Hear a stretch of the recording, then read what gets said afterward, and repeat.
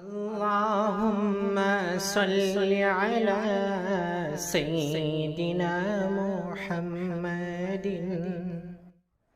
अल्हम्दुलिल्लाह नहमदुहु व नस्तईनुहु व नस्तगफिरुहु व नु'मिनु बिही व नतवक्कलु अलैहि व नऊज़ु बिल्लाहि मिन शुरूरि अनफुसिना व मिन सय्यिआति अअमालिना। मन यहदिहिल्लाहु फला मुदिल्ल लहु व मन युद्लिलहु फला हादिय लहु। नशहदु अल्ला इलाहा इल्लल्लाह व अशहदु अन्ना सय्यिदिना मौलाना मुहम्मदन अब्दुहु व रसूलुहु।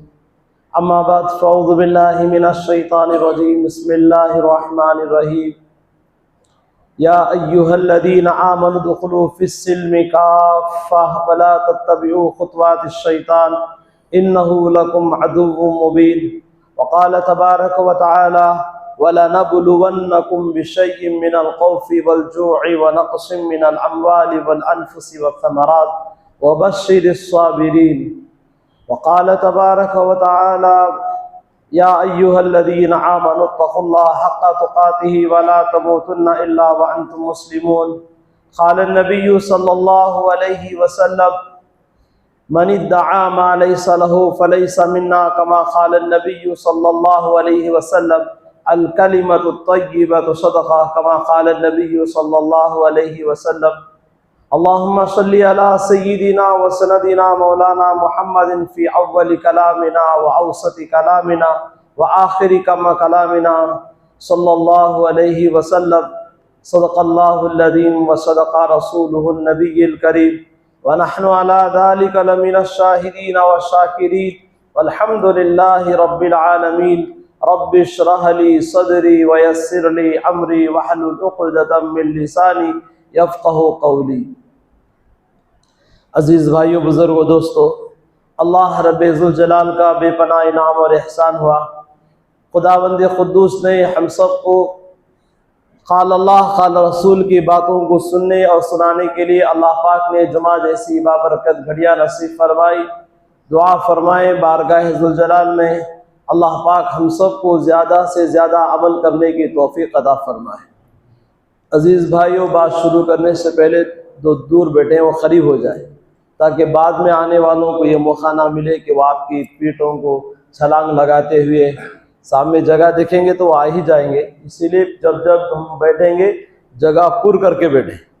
वैसे भी पीठ को छलांग करके आना, बाद में आने वाले हटा खिसा कर आना, ये मजलिस की बेअदबी है, नहीं आना चाहिए। पहले ही जो सामने आने वाले, चाहे वो जो सामने बैठने के मुतमन्नी हैं और बैठने के शौकीन हैं, वो पहले ही आना चाहिए। ये मजलिस की बेअदबी है। अल्लाह हम सब की हिफाजत फरमाए।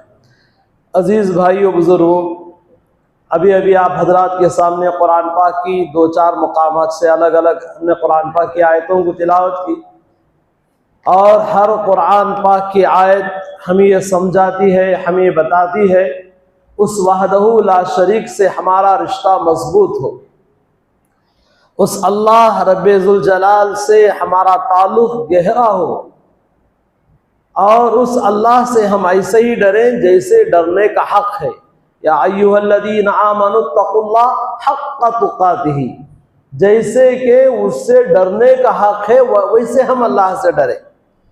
उसके बाद अल्लाह के नबी हज़रत रसूलुल्लाह सल्लल्लाहु अलैहि वसल्लम के बताए हुए तरीक़ों पर चलने हमें कुरान पाक की हर आयत हमें ये समझाती है, बताती है, ऐ अल्लाह के बंदो, अपना ताल्लुक़ अल्लाह से, उसके नबी से मजबूती से कर लो। यही चीज़ें तुम्हें दुनिया में भी और आखिरत में भी तुम्हें नजात दिलाएगी। इन दोनों में से किसी एक का रिश्ता तुम्हारा कमज़ोर हो गया तो तुम्हारा रिश्ता और बिल्कुल ढीले हो गए, तुम पकड़ने में और उसको अपनाने में पीछे रह गए, तो कामयाबी तो क्या, कामरानी की मंजिल कभी देख नहीं सकोगे। अल्लाह से दुआ फरमाएं अल्लाह पाक हम सबको जब तक दुनिया में रहे ईमान पर इस्तिकामत नसीब फरमाए। इस दुनिया से जाने के वक्त में अल्लाह हम सब का खातिमा बिल खैर फरमाए। तो मेरे भाइयों, आज तमाम हजरात को मालूम है कि आज 26 जनवरी है। आज 20 पर 6 जनवरी है। इस 26 जनवरी पर पूरा मुल्क हमारा हिंदुस्तान और पूरे मुल्क के अंदर तिरंगा लहराया जाता है। ये तिरंगा की हकीकत क्या है हम आपको बाद में सुनाएंगे।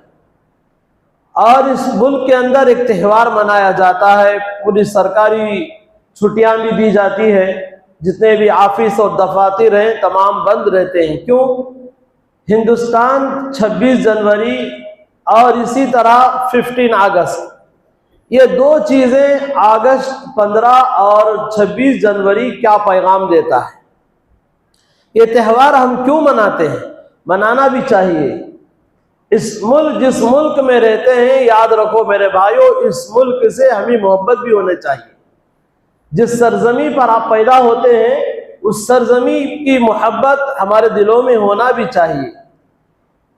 और जालिमों ने हमारा कई बार इम्तिहान लिया, 100 बार कर चुका है इम्तिहान हमारा। किसी लिखने वाले ने शायद क्या खूब लिखा है, 100 बार कर चुका है तो इम्तिहान हमारा, आसान नहीं मिटाना मुसलमान को नामो निशान कहमा तुम्हारा। तुम जितनी भी इम्तिहान कर लो, जितनी भी धूल उड़ा लो, जितनी भी चाहे नफरत की आग कोने कोने से लगा दो, ये मुसलमानों को मिटाना इतना आसान नहीं है। हम आए नहीं मेरे भाइयों, तुम जिस तरह भेजना चाहते हो, मुल्क दर मुल्क करना चाहते हो, इतना आसान नहीं है। हम हकदार हैं बराबर हिंदुस्तान के, हम किराएदार नहीं हैं। तो बहरहाल मेरे भाइयों, 26 जनवरी क्या है? 26 जनवरी जिस तरह हिंदुस्तान आजाद हुआ 1957 में, 1857 में पहली जंग आजादी हुई। मेरे भाइयों, इससे पहले भी हिंदुस्तान में आजादी के नगमे गा चुके थे। ज्यादा तौर पर जो हिंदुस्तान की तारीख लिखे हैं मेरे भाइयों, दो लोगों ने लिखा। एक आरएसएस ने लिखा, दूसरा कम्युनिस्टों ने लिखा। अब इन लोगों की जो आजादी की जो तहरीक चलाई है मेरे भाइयों, 1857 में लोगों का कहना ये हिंदुस्तान की पहले जंग आजादी थी। मेरे भाइयों, तारीख निगारों ने लिखा है, आइए आप पिछली किताबों में उठाकर पढ़िए, इससे पहले जंग आजादी के नगमे गूंज चुके थे हिंदुस्तान के अंदर। दिल्ली के अंदर हजरत शाह मुहद्दिस देहलवी रहमतुल्लाह अलैह इन्होंने फतवा लगा चुका था। 1803 में मेरे भाइयों हिंदुस्तान की आजादी की बातें और मुल्क के कोने कोने में आवाजें निकल चुकी थी। बाद में 1857 में ये पहली जंग हुई। जबकि और हमारे बिरादरान मुल्क जो मुसलमान हैं, हिंदू हैं, ईसाई हैं और भी बहुत सारे जो पूरे मुल्क में मिलकर क्या किया, इस हिंदुस्तान को आजादी दिलाने के लिए उन्होंने अपना रोल अदा किया, अपनी तनमन की बाजी लगाई। इससे पहले मुसलमानों ने बाकायदा इस धरती पर मेरे भाइयों आजादी की लड़ाई लड़ने में पेश दर पेश थे। उससे पहले तो मेरे भाइयों जिस वक्त मुख्तसर अगर इस तारीख के आईने में हम लेकर चले काफी वक्त हो जाएगा, और उन्होंने कैसे कैसे जुल्म ढाए मुसलमानों पर, कैसे कैसे हालात आए मुसलमानों पर। तो मेरे भाइयों जब श्रीरंगापट्टनम में हजरत टीपू सुल्तान शहीद रहमतुल्लाह अलैह को शहीद कर दिया गया, आपके साथ जो गद्दारी मीर सादिक की गद्दारियों ने आपको मेरे भाइयों तलवार के नीचे आने पर मजबूर कर दिया, आपको शहादत का जाम नोश करने पर फरमाया, उस वक्त में हजरत टीपू सुल्तान शहीद रहमतुल्लाह अलैह लड़ते लड़ते आपने एक मिसरा देकर सुनाकर चला गया। लोगों को आते क़यामत तक लोगों के लिए हिंदुस्तान के मुसलमानों के लिए एक जुमला, तारीखी जुमला सुनाकर चले गए। वो जुमला क्या था? आप लोगों ने 100 बार सुना होगा, हजारों मर्तबा सुना होगा, गीदड़ की 100 साला जिंदगी से बेहतर एक दिन की शेर की जिंदगी गुजार कर चला जाना बेहतर है। कि अगर आपका ये जुमला, तारीखी जुमला, सुनहरे अल्फाज में लिखा जाने वाला जुमला था। अरे छुप छुप के गीदड़ बनकर, बुज़दिल बनकर बार बार जीने से शेर की एक दिन की जिंदगी जीकर चला जाना ये बहुत अच्छा है। ये आपका जुमला था। जिस वक्त आप शहादत का जाम पीकर जमीन पर तड़प कर नीचे जान दे दिए, उस वक्त में अंग्रेज आपकी लाश पर, आपके मैयत पर खड़े होकर, आपके जनाजे पर खड़े होकर कहने लगा, हिंदुस्तान के लोगों, आज से भारत हमारा है, हिंदुस्तान आज से हमारा है। मेरे भाइयों, अंग्रेज डर भी रहा था और तारीख लिखने वालों ने, हिस्ट्री लिखने वालों ने लिखा है, अंग्रेज जिस वक्त में ये अल्फाज कह रहा था उसकी जबान थरथरा रही थी, बदन पर कपकपी था, फिर भी वो कह रहा था। क्यों? एक शेर, एक मर्द मुजाहिद आज शहादत का जाम पीकर सो रहा है श्रीरंगापट्टनम की सरजमी पर, कर्नाटक की सरजमी पर। वो शेर, वो मर्द खुदा, वो खर्द खुदा के मर्द मुजाहिद आज भी वो अपने खबरों में जिंदा है। याद रखिए, हमने कुरान पाक की आयत पहले पढ़ी, वला नबलुवन्नकुम बिशैइन मिनल खौफि वल जू'i व नक्सिन मिनल अमवाल वल अनफुसी वस्समरात। अल्लाह फरमाते हैं, वला तक़ूलू लिमन युक़्तलु फी सबीलिल्लाहि अमवात। आप ना कहिए जो अल्लाह के रास्ते में शहीद हो जाते हैं, शहादत का जाम पी लेते हैं, उनको आप मुर्दा मत कहिए, बल अहयाउ वलाकिन ला तशउरून, बल्कि वो जिंदा होते हैं अपने खबरों में, उनको अल्लाह पाक रिस्क देते हैं, रूहानी ग़िज़ा पहुंचाते हैं। जो अल्लाह के रास्ते में क़त्ल व क़िताल करते हुए शहादत का जाम पीकर दुनिया से चले जाते हैं, उनको आप मुर्दा मत कहिए। बहरहाल, तो मेरे भाइयों, उसके बाद हजरत टीपू सुल्तान शहीद रहमतुल्लाह अलैह इस मुल्क की आजादी के लिए शहादत का जाम आपने नोश फरमाया। 4 साल बाद 1803 में फिर दिल्ली पर आया, अंग्रेजों के नापाक कदम फिर यहां पर जमने लगे। जब दिल्ली पर आए तो उस वक्त में हिंदुस्तान का एक बादशाह उस वक्त में मौजूद था, बादशाह जफर जिसे कहा जाता है। मजलूम हो चुके थे बादशाह जफर, चारों तरफ और जुल्म के चक्की में पिस चुके थे बादशाह जफर। मेरे भाइयों, ये क्यों हो रहा था? जब अपनों ने गद्दारी दिखाई थी, जिस तरह हजरत टीपू सुल्तान शहीद रहमतुल्लाह अलैह को, इसी तरह सिराजुद्दौला कलकत्ता की सरजमी से वहां से आते हुए अंग्रेज चारों तरफ से घेरे में आ चुके थे। घेरा लेते हुए बीच में मुसलमान। मेरे भाइयों, इधर से अंग्रेज कभी आरकाट तमिलनाडु से, और कभी कलकत्ता की सरहदों से, और कभी मंगलूर के इलाकों से, मेरे भाइयों मुंबई के इलाकों से, वेस्ट इंडिया के नाम से प्रॉपर्टी बनाते गए और कंपनियां शुरू करते गए और हिंदुस्तान पर अपना जमाव और अपना कब्जा करते गए। दिल्ली पर खड़े होकर 4 साल बाद उस मजलूम बादशाह के पास खड़े होकर अंग्रेज कहने लगा, मिस्टर जियून कहता है, अरे सुनो हिंदुस्तान के लोगों, खल्क खुदा की, मुल्क बादशाह का, हुकूमत हमारा चलेगा हिंदुस्तान की बात। आज के बाद से जितने भी हिंदुस्तान के वासी हैं, जितने हिंदुस्तान के अफराद हैं, हिंदुस्तानियों सुनो, खल्क अल्लाह की होगी, तमाम मखलूक अल्लाह की है, बात और मुल्क बादशाह जफर का है। अब हुकूमत किसका चलेगा? हुकूमत हमारी चलेगी। अंग्रेज कहते आज के बाद हमारी हुकूमत चलेगी। मजलूम बादशाह जफर खामोश रहा, कुछ ना कह पा रहा था। क्यों? पुरखों ने ऐसे काम किए थे जिसकी वजह से उन लोगों ने कहने के 4 अल्फाज भी बाकी ना रहे। इसीलिए बादशाह जफर, आखिरी जुमला के यही जुमला था बादशाह जफर का, तारीख के सुनहरे अल्फाज में लिखे जाने वाले ये जुमले थे बादशाह जफर के। मांग लाए थे हम अल्लाह से 4 दिन की जिंदगी। क्या जुमला था? मांग लाए थे अल्लाह से 4 दिन की जिंदगी। 2 दिन तमन्नाओं में गुजर गए, 2 दिन इंतजार में गुजर गए।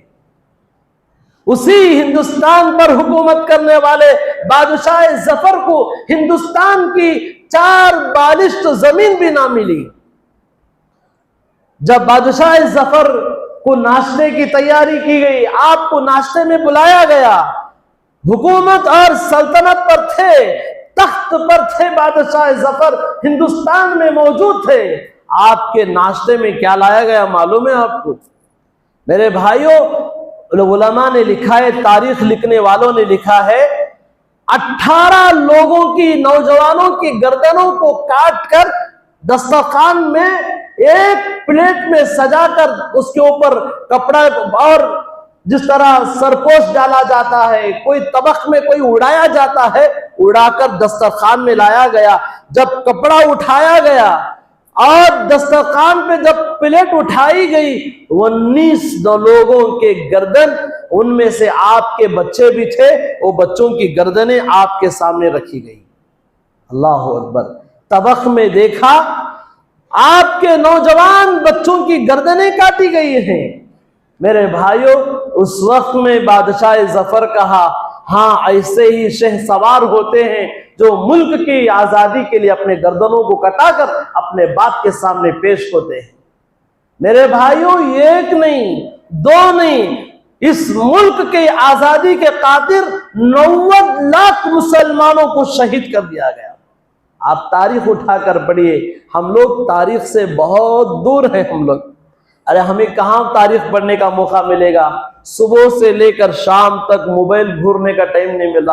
अब भी टाइम शॉर्ट हो रहा हम ना। और वो जो डाटा है, जो जीबी होती है, 1 GB 2 GB, पता नहीं वो कितने जीबियां हैं, वो जितना अभी खत्म नहीं होगा, वक्त खत्म हो जाता है। लोग इंतजार में, और थोड़ा वक्त मिलता, बचा हुआ कुछ अभी, वो क्या है, वो नेट मुकम्मल कर लेते। आज हमें गानों से, फिल्मों से, स्टोरियों से और कॉमेडी जो सीन है वो सीन देखने से, और पता नहीं जो शॉर्ट जो चीजें हैं वो चीजों को देखने में हम इतना मसरूफ हैं, हम अपने पुरखों की तारीख को भुला दिया आज हम लोग। याद रखो मेरे भाइयों, जो कौम अपनी माजी को भूल जाती है वो कौम अपनी मुस्तकबिल को कभी सवार नहीं पाती। क्या मतलब है इसका? मैंने फसी अल्फाज में कह दिया, जो कौम अपने बाप दादा की तारीख को भूल जाती है वो अपने आने वाली नस्लों को, मेरे भाइयों, जमकर जमा कर छोड़कर नहीं जा सकते। इसका तर्जुमा है, जो कौम अपने बाप दादाओं की तारीख क्या है हमारी इस हिंदुस्तान में, मेरे भाइयों, हम ये नहीं कहते सिर्फ मुसलमान ही इस हिंदुस्तान को आजादी करने में इनका रोल है। हाँ, गैर भाइयों का भी रोल है, बहुत सारी उन लोगों ने भी दी है। लेकिन याद रखो, आज लोगों का कहना है मुसलमानों का इसमें कोई किरदार नहीं है, गिने चुने चंद नाम आ जाते हैं। कभी हजरत मौलाना अबुल कलाम आजाद का नाम आता है, कभी अशफाकुल्लाह साहब का नाम आता है, कभी असदुल्लाह साहब का नाम आ जाता है। मेरे भाइयों, गिने चुने चंद नाम कहे जाते हैं, उसके बाद तारीख बंद कर दी जाती है मुसलमानों। मेरे भाइयों, 90 लाख मुसलमान इस मुल्क के खातिर, मेरे भाइयों, और शहादत का जाम नोश फरमाया है। 10 लाख बच्चों को ज़बाह कर दिया गया है, मुसलमानों के बच्चों को 10 लाख। मेरे भाइयों, आपको सुनकर अफसोस होगा, क्या फलस्तीन का वाकया भूल गए तुम? क्या फलस्तीन में अभी जो हालात हो रहे, क्या भुला दिए तुम? मेरे भाइयों, आए दिन ये बनो, याद रखो, इजराइल उन दरिंदों ने, उन मासूमों को, उन नौजवानों पर, ना बूढ़ों पर रहम आया, ना बच्चों पर रहम आया। मेरे भाइयों, ना उन औरतों पर तरस आया। आए दिन मेरे भाइयों, वो बच्चे शहादत का जाम पीकर दब रहे हैं, मर रहे हैं, मलबे में दब दब कर मर रहे हैं। क्या हमें हिंदुस्तान की तारीख इस चीज से समझ में नहीं आती? 10 लाख बच्चों को ज़बाह कर दिया गया। और आगे बढ़कर वो लिखा है, तारीख लिखने वालों ने, तारीख निगारों ने लिखा है, 51,000, 70 पर 1,000 उलमा को सूली पर चढ़ा दिया गया।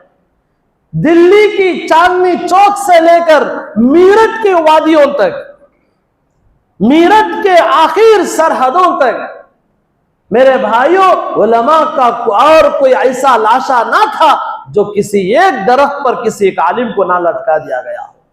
जलते खोलते पानी का तो तेल के अंदर इन उलमा को डाल दिया गया। क्यों?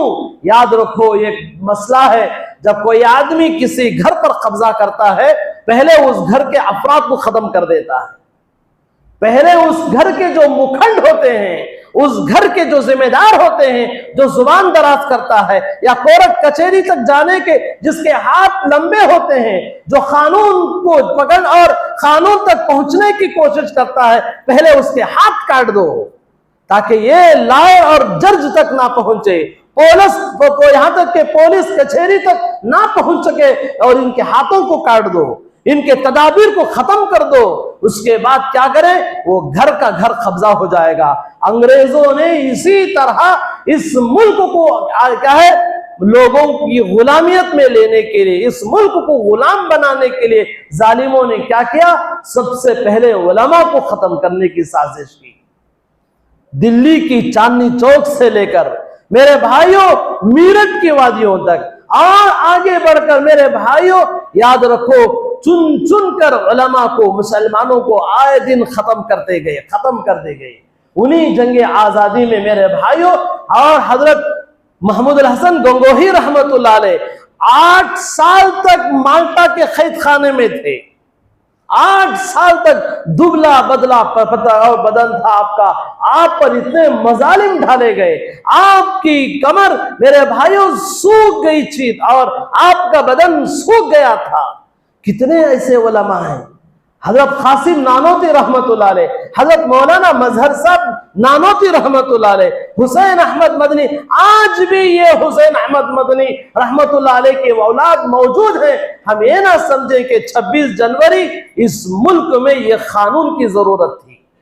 आज जो 26 जनवरी है मेरे भाइयों, और डॉक्टर अंबेडकर बाबा साहेब जिसे कहा जाता, लोग बड़ी अकीदत और मोहब्बत से इनको याद करते हैं, याद करना भी चाहिए।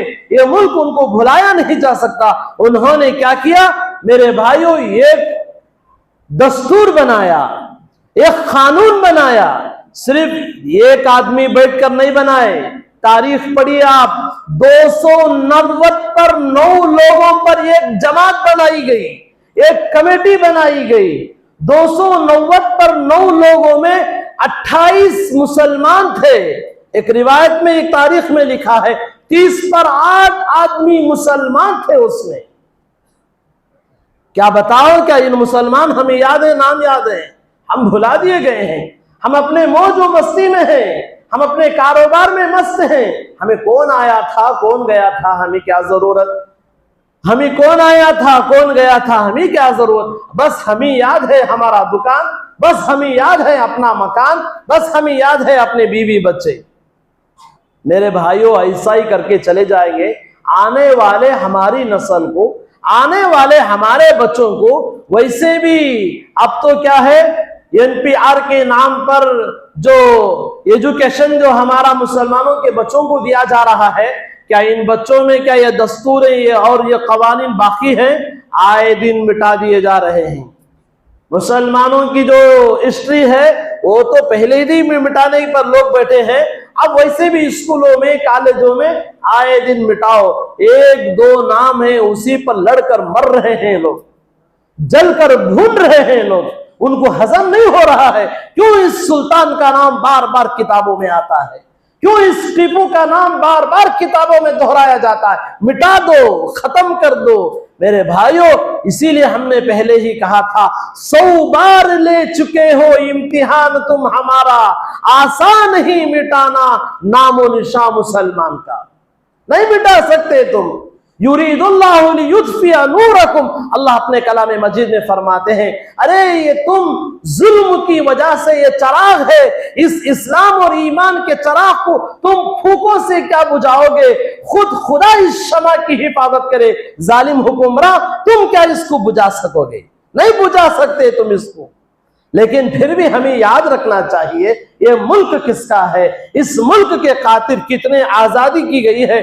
और याद रखो मेरे भाइयों, जो एक कानून बना, एक कॉन्स्टिट्यूशन जो ऑफ इंडिया जिसे कहा जाता है, एक जो कानून ला बना है और एक ऐसा संविधान बना जिसमें 299 90 पर 9 लोगों की एक कमेटी बनाई गई।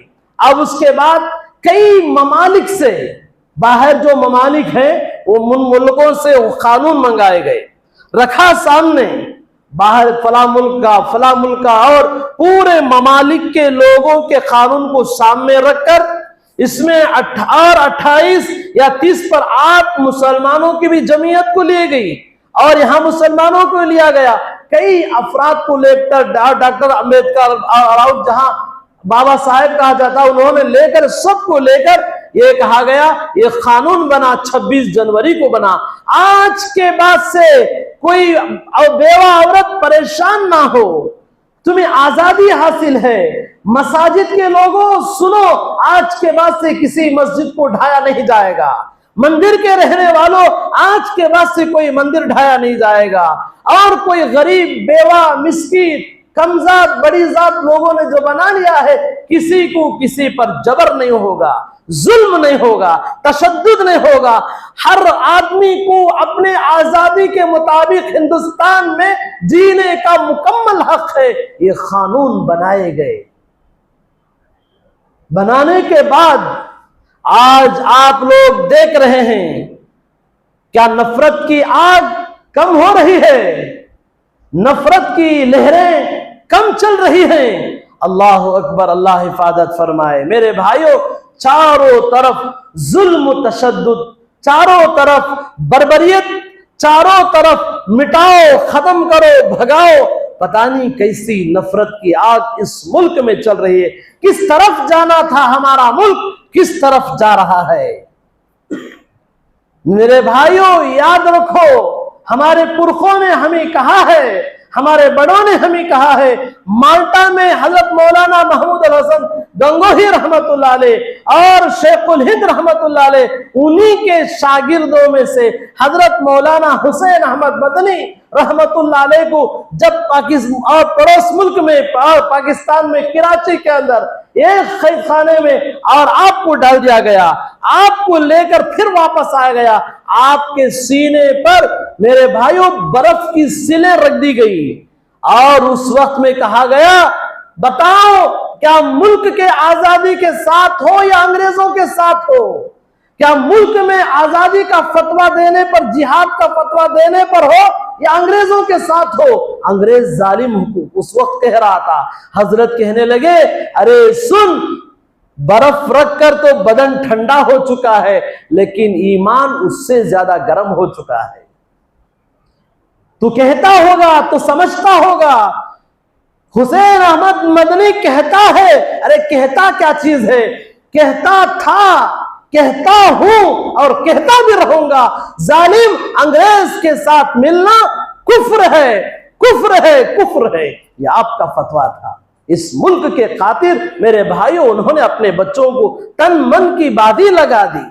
अबुल कलाम आजाद रहमतुल्लाह अलैह, अरे बीवी ने खत लिखा, आखिरी वक्त है, कलकत्ता में थे, बीवी ने खत लिखा, अबुल कलाम आजाद मेरे शोहर, अनकरीब मेरे जिंदगी के चंद घड़े घंटे बाकी रह गए हैं, चंद घंटों की मैं मेहमान हूं दुनिया में, आओ चेहरा देख लो कम से कम। मेरे भाइयों, आजादी के खातिर लड़ रहे थे अबुल कलाम आजाद रहमतुल्लाह अलैह। खत के जवाब में लिखा, बीवी साहिबा सबर का दामन पकड़ लो। तारीख के जुमले में आपको सुना रहा हूं, सबर का दामन पकड़ लो। याद रखो, तुम्हारी देखने के लिए, तुम्हारा दीदार करने के लिए, तुम्हारे चेहरे को देखने के लिए ये जालिम अंग्रेजों से भीख मांगना मुझे अच्छा नहीं लगता। सबर करते हुए चले जाओ, जन्नत में हमारा इंतजार करते रहो। हमारा तुम्हारा मुलाकात, हमारी तुम्हारी मिलत इंशाअल्लाह ताला जन्नत में मिलेगी, हशर के मैदान में मिलेगी। इस मुल्क के खातिर तारीख जुमले कहकर चले गए उन अल्लाह वालों ने, उन मर्द मुजाहिद सब कुछ करके चले गए। बहरहाल तो मेरे भाइयों, और इतने लोगों ने मिलकर क्या किया, और 299 लोगों ने मिलकर इस मुल्क का एक कानून बनाया। और कानून बनाने में भी कितने साल लगे मालूम है आपको मेरे भाइयों? 2 साल 11 महीने 17 दिन लगे इस मुल्क के कानून बनाने के लिए। याद रखो ये जुमले, आपको अक्सर आपको कई किताबें ढूंढना पड़ेगा और हफ्ते भर की मेहनत करने के बाद आपके सामने जुमले नोट करके आते हैं हम। मेरे भाइयों, 2 साल 11 महीने 17 दिन इस मुल्क के कानून को बनाने में लगे। और इस कानून को बनाने में कितना पैसा खर्च हुआ मालूम है आपको? मेरे भाइयों 6 करोड़ रुपए इस मुल्क के कानून को बनाने में लगे। मेरे भाइयों, इस मुल्क जो इस भारत है, ये हिंदुस्तान की सरजमी है, मेरे भाइयों, जब भी वतन को खून की जरूरत पड़ी, जब भी वतन को खून की जरूरत पड़ी, सबसे पहले हमारी ही गर्दन कटी। फिर भी कहते हैं ये अहले चमन, ये वतन तुम्हारा नहीं हमारा है। मेरे भाइयों, इस मुल्क के खातिर जितने भी शहदा शहीद और शहादत का जाम पीकर नोश फरमाए, आराम फरमाए, उनके हक में हमें दुआ करना चाहिए। और हमें चाहिए अल्लाह उसके रसूल सल्लल्लाहु अलैहि वसल्लम की इताअत पर हमारी कामयाबी है। अल्लाह फरमाते हैं वातसिमू बिहब्लिल्लाहि जमीअन वला तफर्रकू वज़कुरू निअमतल्लाह। मेरे भाइयों, याद रखो, तुम्हें अगर इस मुल्क में रहना चाहते और रहना पसंद करते हो तो याद रखो 2 चीजें तुम्हारे लिए जरूरी है। एक अल्लाह का हुक्म, दूसरे हजरत मोहम्मद रसूलुल्लाह सल्लल्लाहु अलैहि वसल्लम की शरीयत। ये दोनों चीजों को अल्लाह फरमाते हैं वातसिमू बिहब्लिल्लाह, अल्लाह की रस्सी को मजबूत पकड़ लो। क्या अल्लाह की रस्सी है? मेरे भाइयों, उलमा ने लिखा है अल्लाह की रस्सी से मुराद शरीयत है। अब शरीयत ये अल्लाह की रस्सी है, कुरान अल्लाह की रस्सी है, हदीस पाक अल्लाह की रस्सी है। इनको पकड़ लो मेरे भाइयों, मजबूत पकड़ लो। ये छटे जाने का वक्त है, ये चुने जाने का वक्त है। हम आए दिन खुर्ब क़यामत से करीब होते जा रहे हैं, बिल्कुल हम करीब होते जा रहे हैं।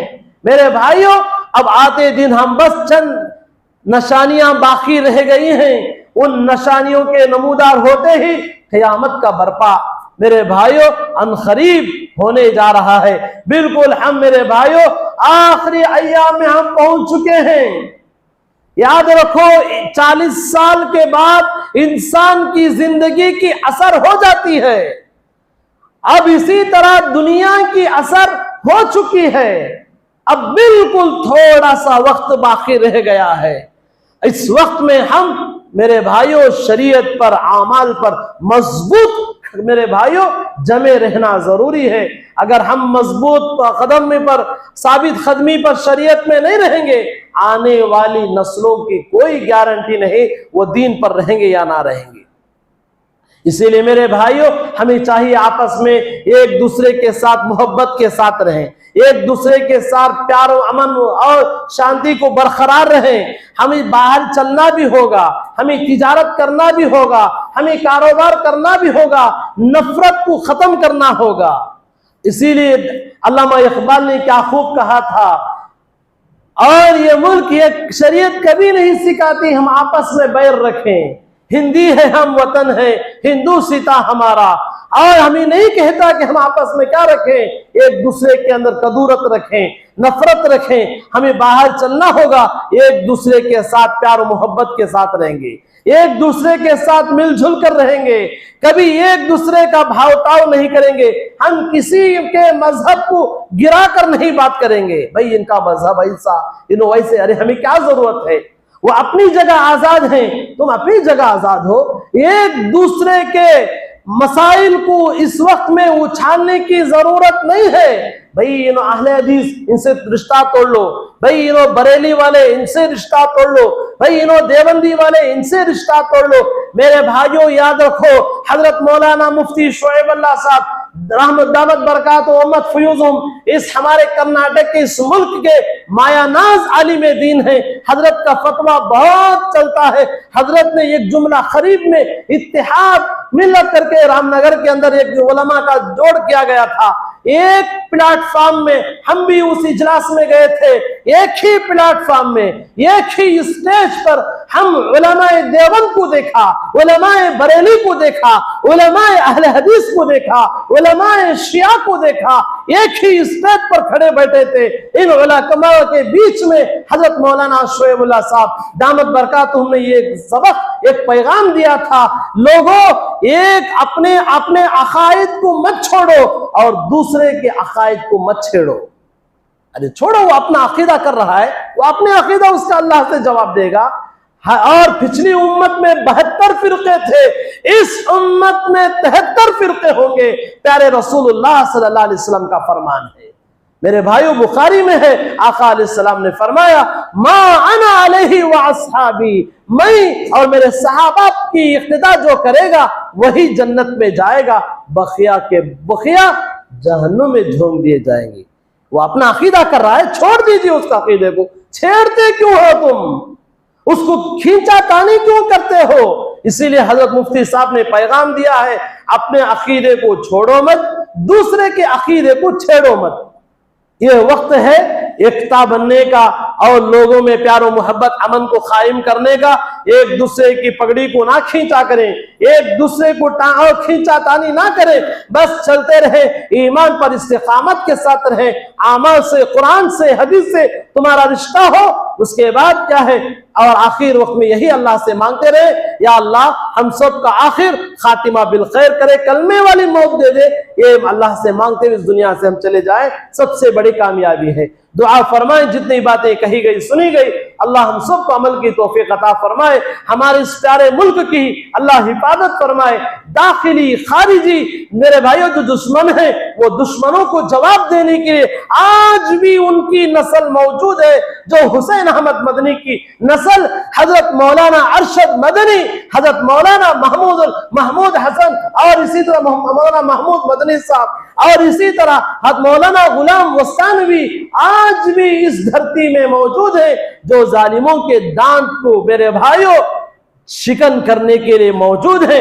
आज भी इस मुल्क की और इस हमारे मजहब की मेरे भाइयों पूरे तौर पर हिफाजत करने के लिए कमर कसकर रात दिन मेरे भाइयों चल रहे हैं, फिर रहे। दुआ करें अल्लाह पाक इन अकाबिरीन की, हजरत मौलाना सज्जाद नोमानी साहब, हजरत मौलाना महमूद मदनी साहब, हजरत मौलाना अरशद मदनी साहब, ऐसे मेरे भाइयों बहुत सारे उलमा है, दिन रात इस मुल्क के खातिर और मुसलमानों के मजहब के खातिर मेरे भाइयों लड़ रहे हैं। जो बेम और मजलूम मुसलमान कैदो बंद में पड़े हैं, उनको आजाद कराने में लगे हैं। दुआ करें अल्लाह इनके साए आतिफत पर तादेर उम्मत पर कायम फरमाए, अल्लाह इनकी उम्रों में बरकत नसीब फरमाए। याद रखो, हदीस में आता है, प्यारे नबी सल्लल्लाहु अलैहि वसल्लम ने फरमाया, जो अल्लाह के घर के लिए तामीर के लिए 1 रुपया भी देगा, अल्लाह के और खुलूस लिल्लाह के लिए, अल्लाह के लिए देगा, मन बना लिल्लाहि मस्जिदन बनल्लाहु लहु बैतन फिल जन्नह, जो आदमी मस्जिद की इमारत करेगा, अल्लाह के घर की इमारत में लगाएगा, अल्लाह रब्बे जुल जलाल उसका घर जन्नत में बनाएंगे। मेहमान खाना खुदा का जन्नत है, वो जन्नत में घर बनाएंगे। मेरे भाइयों, इस पर तमाम हजरात हम दरखास्त करते हैं, जाते हुए दिल खोल कर, क्या है, अल्लाह के घर की तामीरी हिस्से में अपना दिल खोल कर अपना ताउन पैसा लगाते हुए जाए, अपना भी अपने तरफ से लगाए, मरहूमिन की तरफ से जो लगाए, वो मरहूमिन इंतजार कर रहे हैं, हमारा बेटा, हमारा भांजा, हमारी भांजी, हमारे फला कुछ भेजेगा और वो सवाब के जरिए से उन तक पहुंचेगा। ये ऐसे जराए हैं जो हमेशा उनको सवाब मिलता रहेगा।